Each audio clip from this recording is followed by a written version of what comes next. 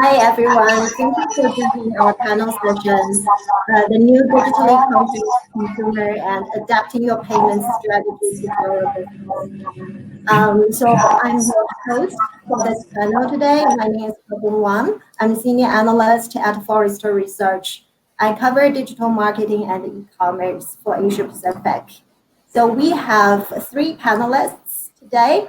So Ashley, Paulus, Zain, Suharwardy, and Atul, Shivnani. So I will pass through each of you to let you introduce yourself to the audience. Let's start with Ashley. Ashley, over to you. Awesome, thank you. So my name is Ashley Paulus, and I'm based here in Singapore, and I'm the Senior Customer Success Manager for Checkout.com, which is a leading international provider of online payment solutions. So prior to joining Checkout, I worked with e-commerce and subscription model businesses around the world. So I'm very keenly aware of what it takes to get a product out into the market, to get a customer to the checkout page, and now the power of having a really good payment solution and what that can offer a business. Checkout.com has a really big vision for the payments industry, and we're striving to be as transparent, efficient, and accessible as possible, all of which play really strongly into our conversation today. Thank you, Ashley. I will pass it to Zain. Zain, over to you. Thank you. Hi, my name is Zain Suharwardy. I'm the head of e-commerce, e-commerce for Singapore Post. So Singapore Post e-commerce is a business unit which provides end-to-end e-commerce enablement for brands and SMEs across Southeast Asia. So we manage pretty much everything for e-commerce with regards to commercial strategy, marketing, warehousing operations, and the other store ops functions which are needed to keep e-commerce running. Prior to my current role, I've spent a bit of time in a digital transformation role in private equity. And prior to that, was part of the founding team for Zalora, and prior with Lazada, pre and post Alibaba's acquisition. Thank you, Zain. Last but not least, Atul. Thank you. Okay, so I'll keep it short. I don't have as much experience as these guys have in the panel, but I have been working in retail for the past 7 years. Before that, I was a technocrat. I was building products for Wipro Technologies for clients like Shell, BP, Philips, and switched to retail sometime during my entrepreneurship phase, and figured out that retail is where my heart is. And it's been a whirlwind journey of 7 years where I first worked with a footwear retailer, and now I work with the biggest beauty brand, at least in the South Asian region, and have been leading the business from developing the business from a D2C perspective, and also selling on third-party marketplaces. Great, thank you, Atul. So we have speakers from vendors, and then we have speakers from retailers. That's great. So we all know 2020 is a very special year because of the COVID-19, and that actually fundamentally changed how consumers think, behave, and consume. And across Asia Pacific and even across the world, we see consumers actually purchase more products online. And actually, for a lot of products, they usually don't purchase online, such as luxury goods or groceries. Now they start to purchase online. And also their expectations to brands or retailers actually has changed as well. So in the past, they shop online, probably want to save time, it's more convenient. But right now, it's also because shopping online, it's safer. So their expectations is about the balance of convenience and safety. Of course, there are a lot of things for retailers and their partners to consider, including like how to make the transaction or checkout process much smoother, how to make the logistics more efficient, and how to make the user experience more smooth. So there are a lot of things to consider and to to ensure the entire end-to-end online shopping experience. And the result is also quite obvious. So we compare consumers across the world. If we compare different countries where e-commerce is at different levels of maturity. We see in more mature countries, such as in China, where e-commerce is more mature, 60% of consumers said they want to purchase more products online because of COVID-19, but only 40% of consumers in the US are willing to do so because they felt purchasing online is still quite frustrated for them. So they would rather go back to shop offline. So that's what we see, right? So as a retailer or as a partner, and then it's not just moving business online, but also to ensure the end-to-end smooth online shopping experience. And there are many things to consider, including, so that's passed to our first panelist, Ashley, because you are from a payment company. So from payment perspective, using payment is not help customers to complete the online transaction, but also you can access to quite rich customer data. So from your perspective, how companies should do this and how payment can help them? Yeah, yeah, you're welcome.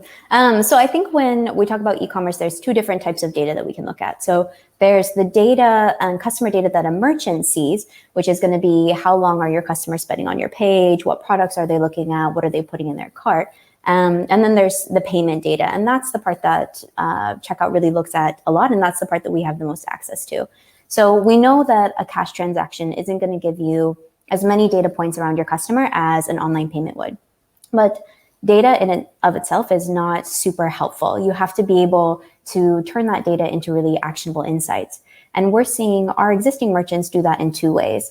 The first is by informing their operational strategy. So for a really simple example, with digital payment data that you get around the customer's way to pay, you're going to know where your customers are coming from. What country are they coming from? That's a great data point.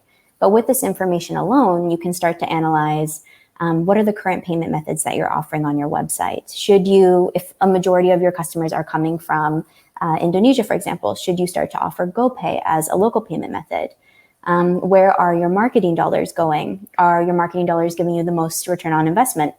If the majority of your customers are coming from Thailand, are you doing strategic marketing in Thailand?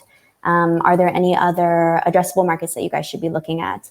And lastly, what are potential cost savings that you could see as a business for entering into a new market?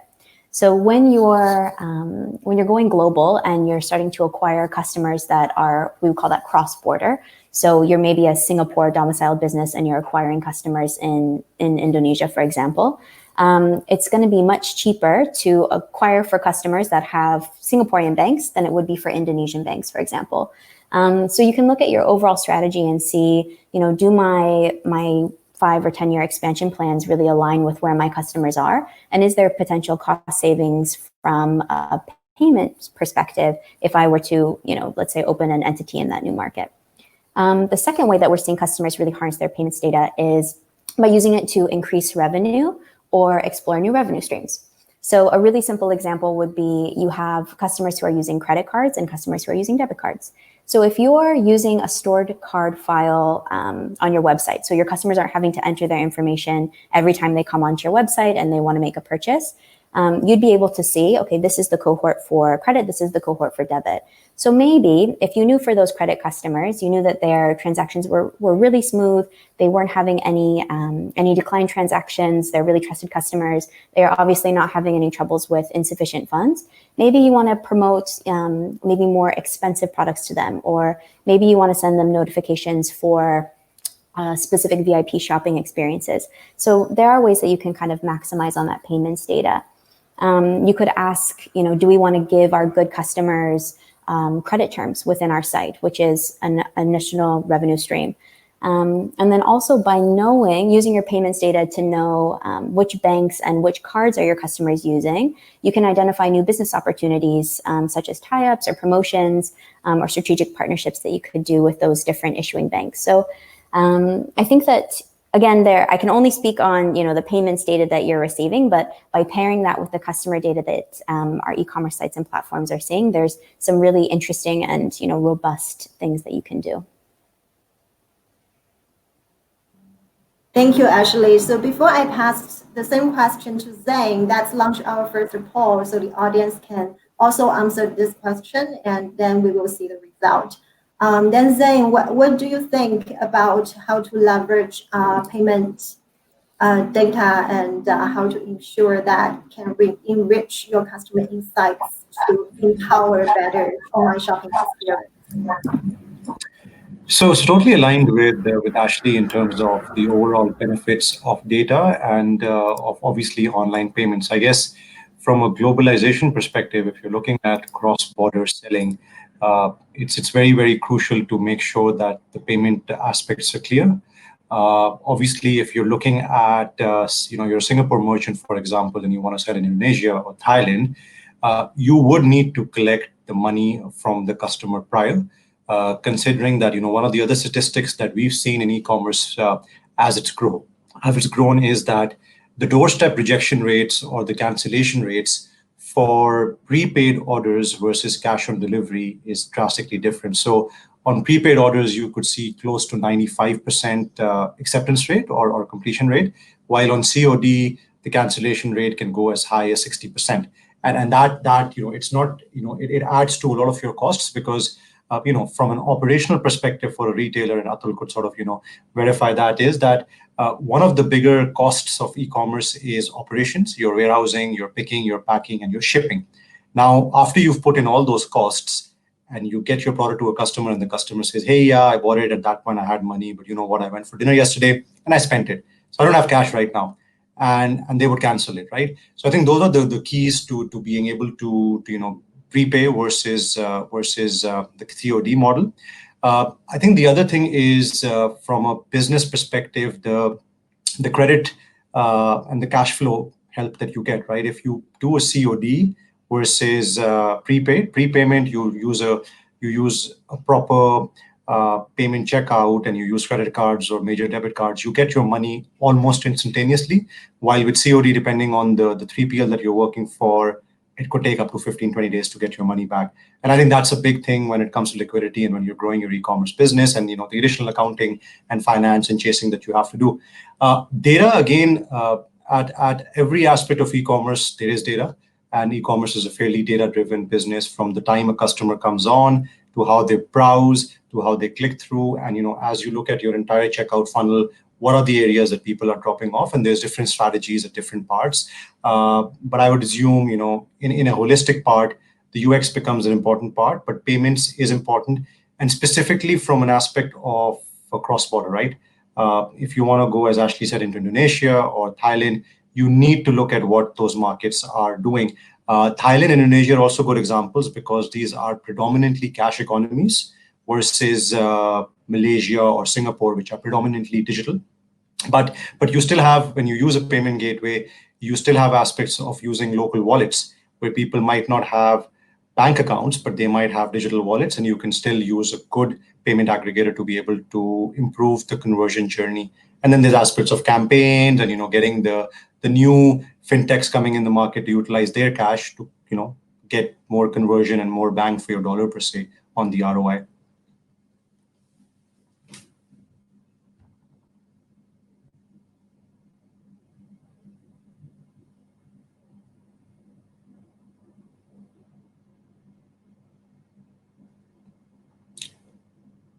That's about all I want to put in. But yeah, thank you, Zain. There's a bit breaking up from the side, but that's okay. So we got the poll result here, and it seems that 25% of our audience, they think their payments platforms tell them everything they need to know. But about 60% said they got a decent amount of data, but could be getting more, which means there are still insights they want to know, and there are, of course, a lot more things to do from retailer, from payment partner side. And I want to ask Atul, which option did you select and why? Probably you can comment a little bit from a retailer's perspective. Atul, are you there? So yes, I'm here. I'm glad you asked because I'm with the majority here.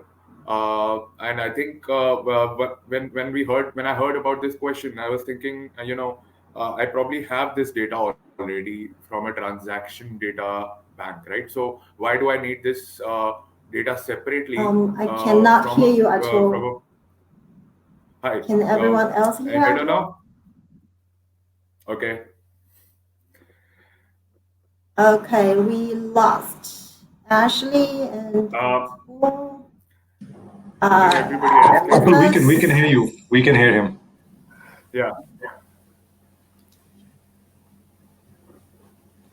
All right. Let me try again and be a little louder. Sorry about that. I see Ashley is back. Zain is back. Let's wait for a bit for Atul.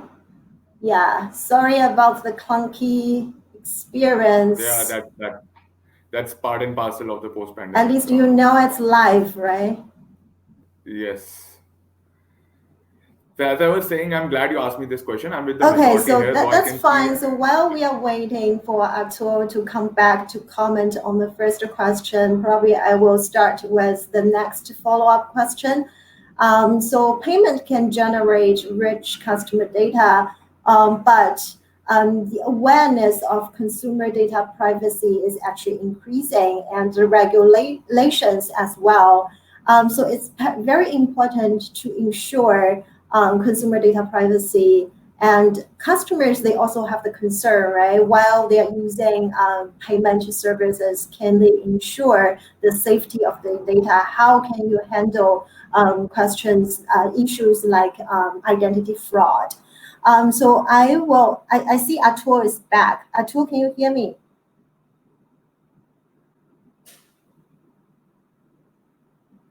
Okay, doesn't seem so. Okay, sorry, let's go back to Ashley. So how can you help your customers for the questions like fraud and data privacy? Yeah. Obviously, fraud is like one of the biggest concerns that consumers are having now that we have this kind of mass migration online. And unfortunately, there's no silver bullet, right? There's nothing that you can do to make sure that all of your revenue is coming in is completely fraud free. But there are a few steps that you can take to kind of protect yourself and your revenue against bad actors. So we recommend kind of a layered approach, really depending on the merchant and, of course, their risk tolerance. So the first is going to be 3D Secure. 3D Secure is a challenge, and this is going to offer you, as a merchant, liability shift. So when a customer enters in their card details for their transaction, there's a kind of background process that happens. And so the payments provider asks the issuing bank to verify this information. And the customer's then sent a challenge. This could be an OTP, a face scan, a thumbprint, something to verify that, yes, indeed, this is the actual customer. If this is successful, the issuer says, yes, we trust that, this is actually Ashley who's making this purchase online. You can go ahead, and there's a liability shift. So as far as friendly fraud, if there's, future fraud, future chargeback instances that arise, then you as the merchant are not liable for that. But this isn't a foolproof system, right? Not all cards, not all banks are enabled for 3D Secure. And while this can protect you from friendly fraud, if you've already sent the goods, if you have a lot of high valued items, then you would be out of your stock as well. So a second rule that you can put in a second system that you can use are static rules around transactions. So you can, based on your processing data, you can say, okay, we want to ensure that all transactions that are coming from countries that we deem as high risk are going through a 3D Secure process, or we want to ask additional information from these customers to verify that it truly is them. You can set static velocity rules that say, okay, we know from our payments data that on average we have customers make 2 transactions a week. So anything outside of 2 transactions a week, maybe 5 transactions a week, we want to flag those transactions and we want to review them before we actually capture them. And lastly, we ask our merchants to really look at the entire customer journey prior to the payment experience. So as the e-commerce merchant, as the platform, you know best whether your customer is trusted, whether you're comfortable shipping them high-value goods. Is this in line with their historical spending behavior?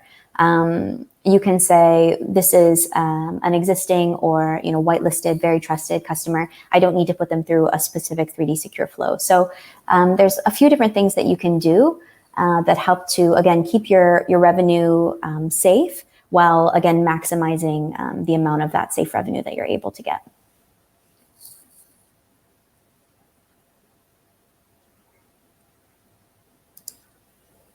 Thank you, Ashley. Yeah, it's very important for consumers because they want to give the data to e-commerce players, to their partners. Then they want to be sure they can trust these partners. And also, there's a value exchange, right? So consumers give the data to you, and they expect to get better services or more efficient transaction or better, faster delivery, etc.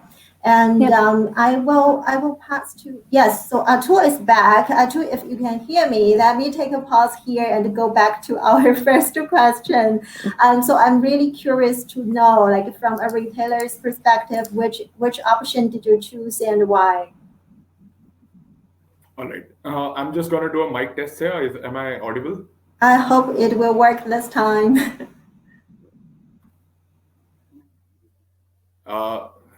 So I'm audible to everyone, but Yes, to the I moderator, can so I'm hear you briefly and then lost you again. Yes, now I can hear you. all right. Okay, that's great. That's great news. Hi, Atul. So I'm just gonna Great. I'm just Awesome. gonna start speaking, and if it breaks, it breaks. Yes, I'm glad you asked me that question because I am in the majority.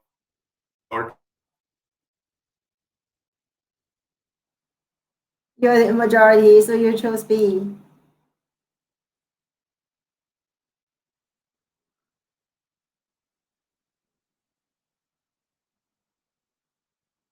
Okay, we lost Atul again. So All right, let but me. at least we know he chose B and he goes with the majority. I'm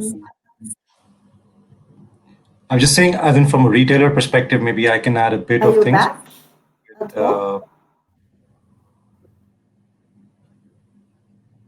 Yes, Zain, please. So yeah, just from the retailer's shoes, while we wait for Atul, I think the part where you say we get enough data, but we could get more, I think usually what retailers do, and when we look at data from a payment perspective, right? So it's again, it all goes back to the conversion funnel. So you get traffic browses, traffic adds something to cart, and then they go to checkout. And then the biggest dilemma that we have is, why do X amount of people come, do all the effort of putting things into cart, and then they end up dropping off instead of paying for that product?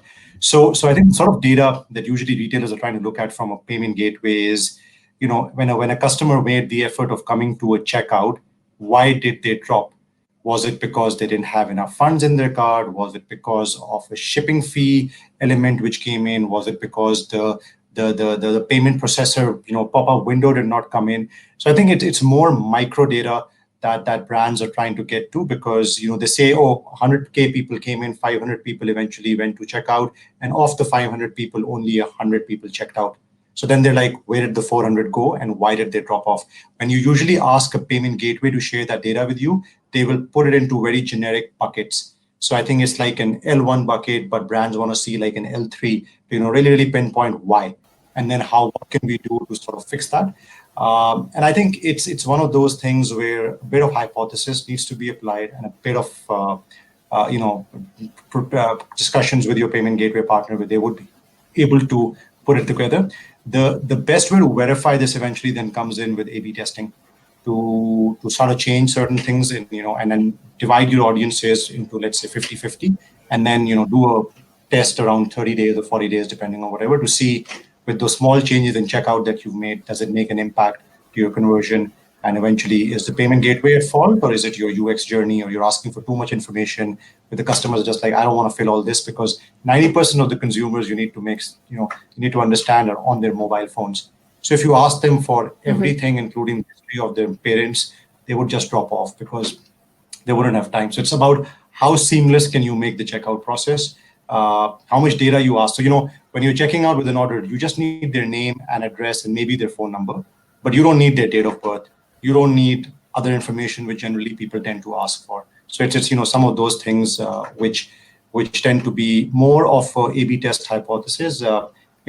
We've been doing this for a long time, but I can't say that there is a certain formula to success. There is, for every brand, there's a certain journey they need to go through. Yeah. There's almost like a sweet spot between asking just enough information and like asking too much information where customers are like, I have no interest in doing this at all. We actually, at checkout, we have like 150 different response codes. So it's really interesting to see like what is the feedback from the issuer? Because in the end of the day, the responses are actually coming back from the issuer. And then we call it an art, not a science. So it's about really like finessing that information and, just as you mentioned, building hypotheses and then testing and seeing what makes sense. Yeah, and to test that, you need to maybe change a bit of your UI UX stuff. You need to play around with free shipping mechanics and a few other things. Thank you, Zain and Ashley.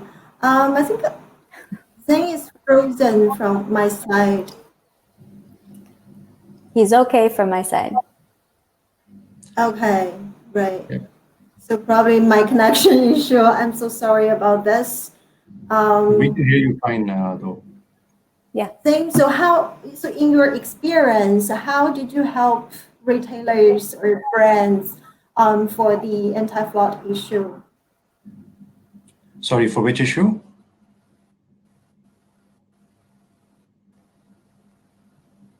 For the payments fraud issue is what, Ashley, could you hear? I could not.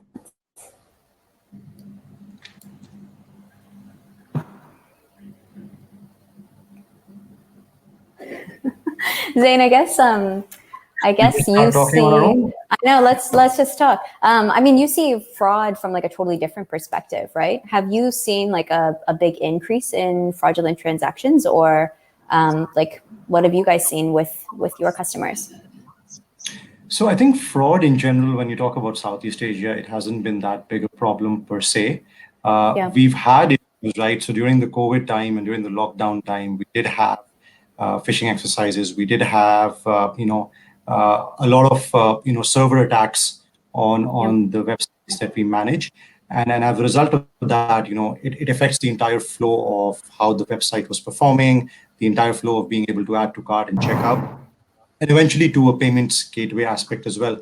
But I think generalistically, a lot of our clients that are today, they use top tier payment gateways such as checkout. And as a result of that, that fraud element is not really something which we've faced, but we have conditions and we have rules. So for example, Singapore, Malaysia, we're a bit more lenient, but when it comes to Indonesia and Thailand, we have a little bit more rules. So as you mentioned, we have customer profiling. If a customer comes in for the first time and we say, hey, the average order value of this brand is not more than 100 US, and why is this guy buying, let's say 150 or 180? So we have flags. And then we have a payment fraud team which verifies these. If need be, we get in touch with the customer to verify whether they placed that order, and so on and so forth. And then we maintain this database on a CRM platform. So if Zain comes in today, buys $150, I get a call, I verify it gets delivered. Three weeks later, if I place a $500 order, they'll call me again. But post that, if that goes through, if maybe a month later I place a $600 order, it will go through without me getting a call because I'm already a verified user. So there are different rules. Again, the rules are something that we as a service provider recommend to our clients, and then it's to the clients. There are certain clients that we have today who say that we have a Singapore website and we do not want to accept any credit card payments outside of Singapore. There are others who, as you mentioned, Ashley, would say that high-risk countries are countries that we don't want credit cards to be coming in from. So those could be a few developing Asian countries where they block them out. And yeah, it's something that they take a categorical decision that it could impact their potential revenue, but they say, we'd rather be safer than sorry. But all in all, we haven't really faced many problems with regards to fraud. Off and on still do happen, and that's where we need to relook at the conditions and the boundary conditions and the manual checks that we need to implement as part of the flagging mechanism. Are you guys using AI at all? We aren't. No, So when AI for payments, or do you say? Just for, I guess, like the machine, maybe not even AI, but just like the machine learning aspect of, advanced like behavior evaluation and just kind of setting, just as we're saying, like static rules. But you mentioned you're able to say, okay, a customer's made this transaction 2 or 3 times. So now it's, he or she is a trusted customer. I was just wondering if that's how you guys were coming to those metrics, because that's very interesting. So we're to be honest, we use about 3 or 4 payment gateways. We work with their product and the sort of rules that they roll out. So as they roll out new features in their product, they keep us up to speed with it. And then we look at it from a perspective of which customers of ours in which geography could benefit out of that. We're not part of the building product aspect, so we're not payment experts, I would put it. But we do face the day-to-day challenges which we discussed with our payment partners to see if they are working on a solution or they already have a solution which they could, advise our team in terms of implementation. Yeah, that's awesome.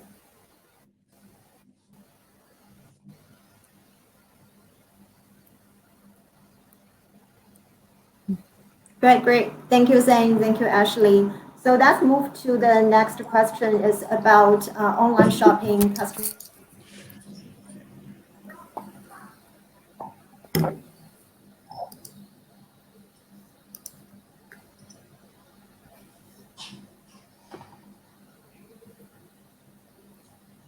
Do we know the next question?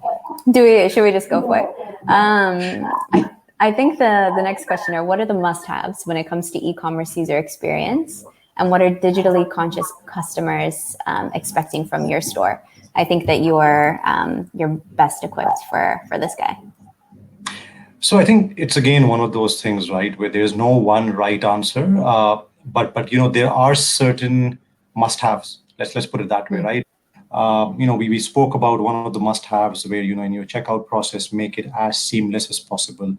Have checkout as an option, have as many payment providers in a certain country as possible, so that there is no particular aspect which should tell a customer, oh, this is too confusing or this is too much work for me to check out. So make it as seamless as possible. When it comes to product cataloging, right, that's also super important. So the big difference between an e-commerce store versus walking into a store is there is no physical person or no physical merchandiser to guide you. So everything that you put on your store needs to speak for itself, whether it's the picture of the product, whether it's the USPs of the product, whether it is whether it's a 100 ml bottle or a 500 ml bottle, whether it's for dry skin or for oily skin, all those features, benefits need to be there in the PDP or the product display page with the content, so that as a consumer, you get what you're looking for. If you're selling apparels, the size charts need to be exact. If you're selling skincare, all the key, things that you need to know. If you're selling vitamins, different examples, everyone knows their industry best. But one thing that we need to understand is we need to tell the customer everything in that one page while making it dynamic, while making it not too wordy, because there is no one over there to answer their questions. Live chat is a new feature that marketplaces have been trying out, and we see a lot of traction on that. And I think it's an interesting feature to have. So it's like a concierge on your website where you say, hey, I'm looking at this t-shirt. I want to know what the material is, or does it run small? Does it run big? Product reviews are very, very important. And when you have thousands of products on your website, categorizing them correctly and having the right filters is important to be able to. So if you're in apparels and you're looking for a white t-shirt, then you should be able to get to a white t-shirt, right? Your search bar should be optimized, and all of those, these are hygiene factors which you need to take into account, because the consumer today is very jumpy. They don't have time. They just want to come look for a white top. You type in white top, and if you see black, they're like, okay, these guys are, let's just move on. So for sure. Atul, I know you want to jump in. Yes, I have. Thank you, Zain. You're my hero. You've been, answering for on behalf of all of us. So thank you so much. Uh, Not at all. and yes, hopefully, I'm audible now to both you and the panel. So yes, thank you for letting me answer this question this time. Uh, so I think the basic hygiene factors that Zain mentioned, I mean, these come across as obvious, right? These come across as okay, there should be enough information for a consumer on the PDP. But you will be surprised if you look around. I'm not going to talk about the Amazons and the Lazadas of the world, but if you look around a step below, even those guys are missing the basic hygiene features. A great search, for example. Why should it be only an Amazon's domain, right? Why should we not offer as a retailer offer great search? Because if you think about it, and if you look at there's no thinking about it. If you look at the data, people who start their purchase journey with a search are 7 times more likely to convert on your website. So if you don't have a great search on your website, then you're probably sacrificing on your conversion rate. The entire e-commerce experience. I mean, if we have to break it down into 3 steps because it's a problem too large to address at one time. It's a pre-purchase problem. It's a at the time of purchase issue, and then it's obviously a post-purchase experience. And we are even though we've had an advantage in the post-pandemic world where people have had no option but to shop online, we can't take that advantage for granted. We have to make sure that these people keep coming back because they've had a great experience the first time. So I guess that the challenge in front of us is, first of all, figure out the hygiene. And that's I mean, it's surprisingly missing in the industry right now. If you had a list of 12 items that are considered as hygiene, you would find maybe 6 or 7 covered by most retailers. And then the key part is definitely a seamless checkout experience. It's Now you've gotten the customer, now you've got him hooked, the fish is reeled in, he's willing to make a purchase. And if at that point, if you are asking too many questions and making it too difficult for the customer to complete his or her purchase, then we're again sacrificing conversion rate. Number of options of payments. Uh, of course, guest checkout is something that you'll be surprised how many of retailers you'll have to explain this to, that why guest checkout is extremely important. uh, and using the modern payment methods like UPI in India, for example, in India. UPI is so widely adopted. There are more than 2 billion transactions that happen on UPI every month, and yet about only 20% of online players offer UPI as a payment method. Uh, you have to sort of you have to sort of keep up with the times because the millennial consumer is moving from one wallet to the other, one payment method to the other, and we have to offer all the options possible. And then last but not the least, you've got the customer now. You now we have to get the extreme, I mean, the maximum possible customer lifetime value out of it. The cat's out of the bag. He's placed the order.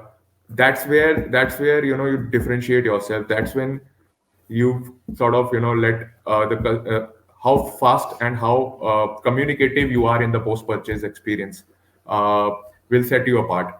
It's very difficult for a single brand or a small player to manage that, but there are ecosystems that are developed already where you can latch on to an existing large ecosystem and take advantage of that. Doing it all in house would be crazy. So post purchase experience, you give it to the best, but you make sure that you're looking at every step of the journey. And underlying all of this is seeking feedback at every stage. You don't know what your customer wants till you ask them, and ask them in the simplest possible manner. You might make assumptions. You might think you know better than your customer does, but you don't. So seek feedback at every step of the way. Ask feedback on PDP, ask feedback on checkout, ask feedback on delivery experience. Check, so the more data points you have, or the more voice of the customer you have, the more you learn, and the more you're able to sort of make changes on the fly. So that's sort of would be my sort of input to this question. This is a too large a question to address it here right now. So one more thing I would like to just add in here, Atul's covered pretty much everything. The one aspect that a lot of brands and a lot of retailers tend to miss is operations, warehousing, the ability to pick and pack and ship it in time, and the ability to make sure that you are monitoring each and every aspect of the product reaching the customer. In today's e-commerce world, it is easier to sell than to fulfill. And the reason is Indonesia is a nightmare when it comes to the last mile logistics because of the geography. Philippines is another interesting story where, they don't believe in PO boxes. So the last mile delivery channel, and prior to that, that fulfillment becomes, so when a customer places the order and they get an email, thank you for your order number is this, they expect to reach it to them ASAP. Now, whether you can do it in 2 days, 3 days, or 15 will set you apart in terms of whether they would come to you again or not. So a lot of times what I feel when I talk to brands is they concentrate on the front end part, but they don't concentrate on the back end part, which is operations, which is making sure that you have a seamless order management system. You are, putting in accurate inventory onto your website so that, you don't oversell or you don't have issues where you need to call the customer and say, hey, sorry, we're out of stock, and, all the other CX repercussions that come in. And again, as Atul mentioned, there are ecosystems available for that. There are B2C warehousing experts, end-to-end warehousing experts. There are something that we do as well, per se. But it's a very important metric. Operations, getting the product to the customer is the biggest competitive advantage that you could have against your brands by being able to do that. During the COVID lockdown time, there were certain big brands which were taking close to 1 month to deliver an order in a city like Singapore or Malaysia, and that's just not acceptable. When you can get food in 2 hours, you can't wait 30 days for a product. Yeah, that's exactly true. So basically, Atul and Zain mentioned 2 parts of the online shopping experience. One is really the customer-facing side. How good is your user experience? And you have to ask step by step all the way about customers' feedback, how they feel about the experience. Well, Zain mentioned there's heavy lifting part in the back end as well. So unless you can deliver the agility of logistics, supply chain fulfillment, and then you can deliver the good shopping experience to your customers. And to be honest, customers today are truly channel agnostic. They don't care whether it's under brands perspective to take care of this, or it's partners, or even it's like last mile delivery service. They don't care. They purchase something from the brand, they will consider that's a part of the experience they want to get. So before I move to the next question, I want to check our audience. So let's launch our second poll. Where do you see the biggest holes on your online customer experience strategy?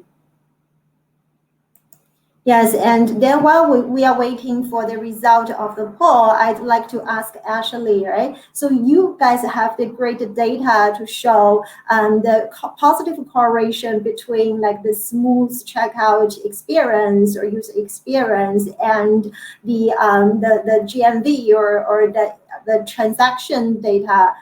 So can you talk more about this?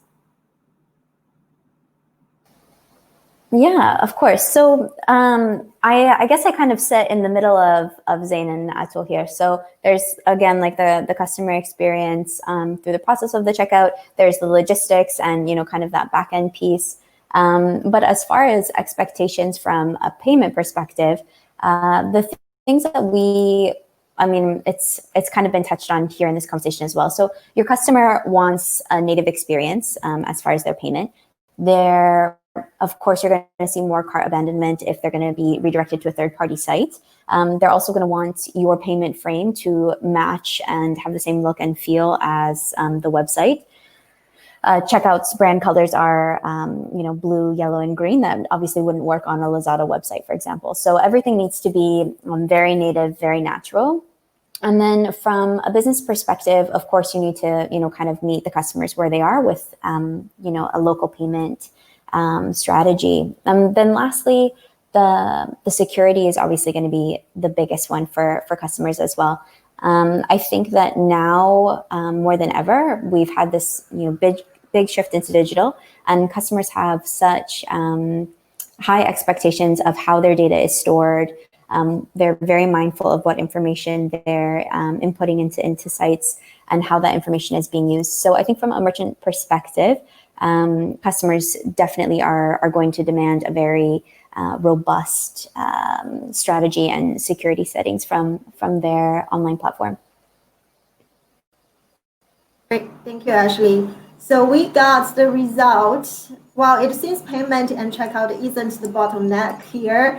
It's more about the heavy lifting, logistics, and the delivery part, as well as the store optimization and communication. Well, that's basically aligned with our expectations, right? So customer-facing digital experience is a lot easier, but the challenge lies in the back end. We don't see those challenges. Takes much longer time and takes more investment for retailers and partners. So overall, it's an ecosystem, and no matter brands, retailers, partners, technology providers, they have to work together. And then that's the foundation to provide a seamless online shopping experience to customers. And another trend we see because of COVID-19, consumers cannot travel internationally anymore. So that actually provides an opportunity for the boon of cross-border e-commerce, because they cannot travel physically, but there are products they want to buy from providers from different countries, and cross-border e-commerce, that's basically their best alternative option. And I will start with Zain. How do you see the opportunity of cross-border e-commerce, and what retailers and brands should do to take this opportunity to better engage with their customers and grow business? So I think you've rightly put it. Cross-border has always been a key aspect. There was an interesting study the other day about, we've heard about, one after the other major retailer closing down, or departmental store rather closing down. So we had Robinsons, which closed down in Singapore recently, and Malaysia as well. And then we hear about other. If you look back and think back in the day, what was the key USP of a department store? They carried brands which were not available anywhere else in the country. They brought in international foreign brands and they kept them there, and you had to go to a Harrods or you had to go to a Robinsons to get access to those brands. But in today's world, with each and every of that brand having their own brand.com, you order from the US, you get it delivered in 3 days to Singapore or to any part of the world that you're sitting in. So the dynamics have changed. People can get to the product, and China has built a great model on cross-border because, almost 80-90% of the world's products are manufactured in China. But in the COVID, we saw some interesting facts as well, right? So in Singapore, there are certain predominantly Singaporean brands. A lot of them are to do with, muscle pain balms and, some of the food stuff that you get in Singapore or in Malaysia or Indonesia. And because of these countries being tourist hubs or business hubs, you had people flying in from Australia, from the UK, from the US. Now they can't come here, but they still have a demand for those products. And then, this speed came in where we want to get those products to the consumers wherever they're sitting. That meant they needed to have their websites up and running. They needed to have good payment gateways, which could accept payments globally. And then the last and most important part is having the right logistics partner who can pick up their parcel in the country of origin and have it shipped to the country via live tracking, being able to giving the supplier and the buyer both real-time visibility on getting that and the surety of making sure that the parcel doesn't get stuck in customs or there's no additional duty on it and all of those above, right? So cross-border has definitely become more interesting in the past couple months specifically. You have the likes of Lazada and Shopee, which have started to do a lot of cross-border, and there are certain categories like fashion, sports, home and living, which are predominantly more cross-border than local selling.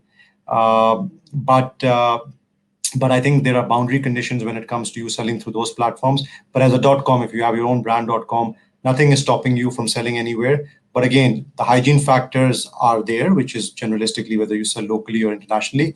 But payments become a very, very key proponent over here, right? Because you need to have the right payment partner to be able to process payments, and you need to have the right logistics partner to get those products to your consumers and making sure that they don't get lost or they're trackable. And the delivery commitment that you've made to your consumer, if you say we will deliver this to you in 10 days or 5 days, we need to deliver it within that time. If we breach that, that leads to negative NPS, that leads to them potentially not coming back and buying from you again. Yeah, exactly, Zain. Thank you so much. So I will pass to Ashley, right? From payment perspectives, what are the new opportunities or challenges from cross-border e-commerce? How can you help retailers to do that better? Yeah. So I think in every challenge, there's definitely an opportunity. The things that a lot of our merchants have faced, I mean, again, the pandemic has kind of created this global customer. I don't think that American shoppers would ever think to be like importing their toilet paper, but that's become, you know, a norm, and as it was at the beginning of the pandemic. So I think that the things that we see as the biggest challenge are first FX rates. So anytime that you're accepting currencies from a different country, there's cost and challenges involved there, especially in APAC when many of our currencies regionally are considered exotics.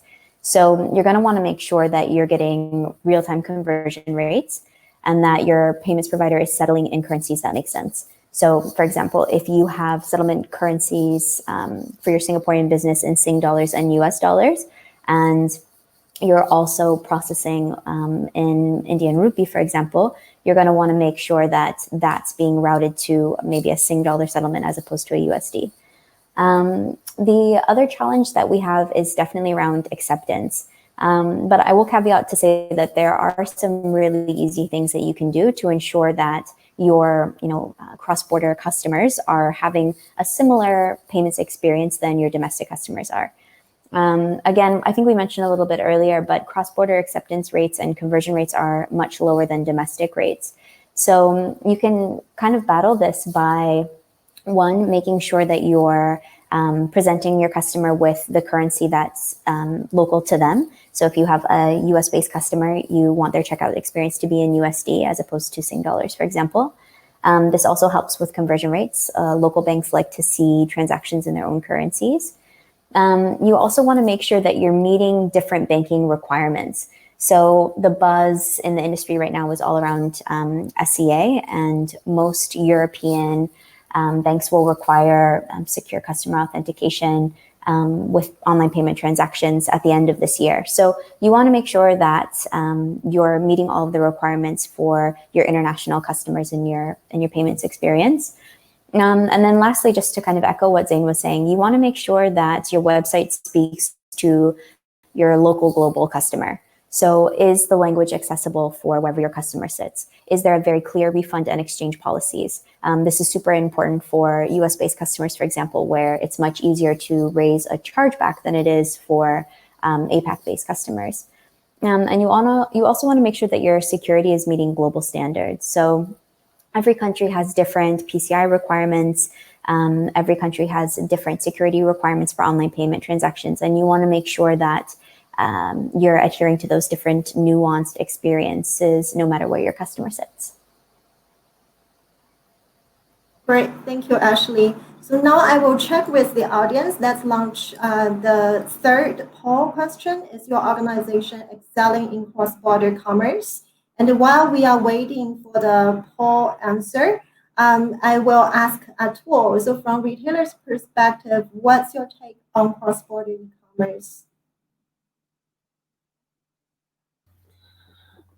Okay, so I personally don't have much exposure to cross-border e-commerce, to be honest. But I mean, from an industry observer perspective, I perhaps can add a few things. So we are losing a tool again, or it's my site connection issue. We can hear you okay, Atul. Hi. Yeah. All right. Thank you so much. All right. So from an industry observer perspective, I think I can throw some lights on it. Most of the, I mean, there is absolutely no gap between what Zain and Ashley added to this, but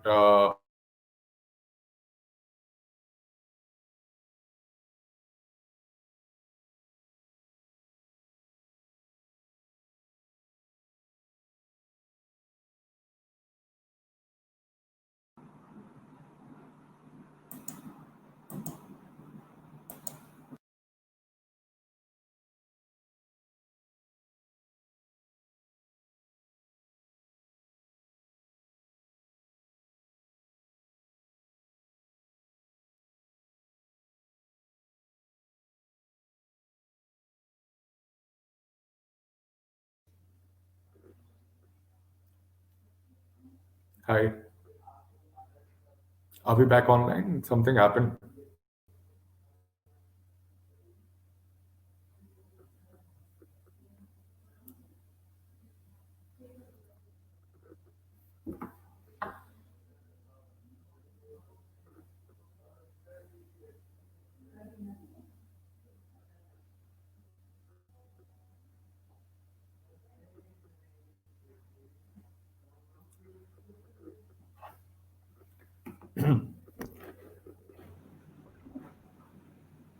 Hello.